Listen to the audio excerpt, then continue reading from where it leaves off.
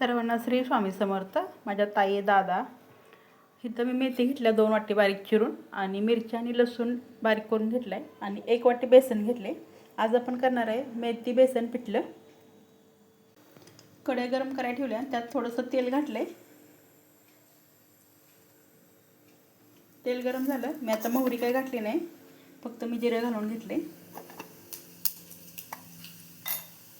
जिरे चांगलं तडतडलं की मिरची आणि लसूण बारीक करून घेतलेला घालायचं।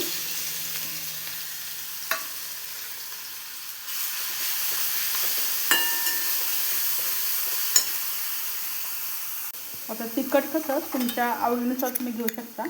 यात मी हळद घातल्या बघा, थोडंसं हिंग घातलंय आणि जिरेपूड थोडीशी घातल्या। तुम्हाला कसं तिखट पाहिजे ना तसं घालून घ्यायचं। मेथी अगदी थोडीशी होती म्हणून म्हणलं मेथी बेसन पिठलं करावं। आणि आता हे चांगलं भाजलं की मेथी घालून घ्यायची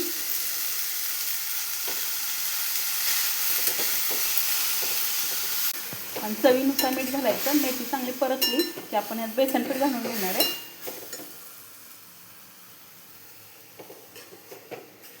आता मी बेसन मीठ घातले, मीठ जरा व्हिडिओ करायला कीप झालंय।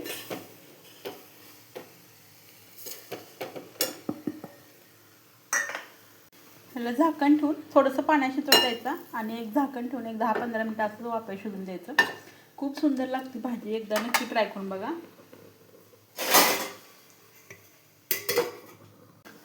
झालंय का बघूया, थोडीशी चव घेऊन बघायची, आपल्याला बेसन कच्चं आहे का कळतं, पण शिजलं जाते। सुंदर असं मेथी बेसन पिठलं तयार आहे। एकदा नक्की करून बघा, खूप छान लागतं, चवीला पण अगदी भन्नाट लागतं। या सर्वजण जेवण कराय। इथं मी चपाती घेतल्या आणि बेसन मेथी पिठलं आत्ता केलं तेच आहे आणि फोडणी भात घेतलाय, फोडणीचा भात म्हणजे शिळा राहिलेला भात घेतलाय।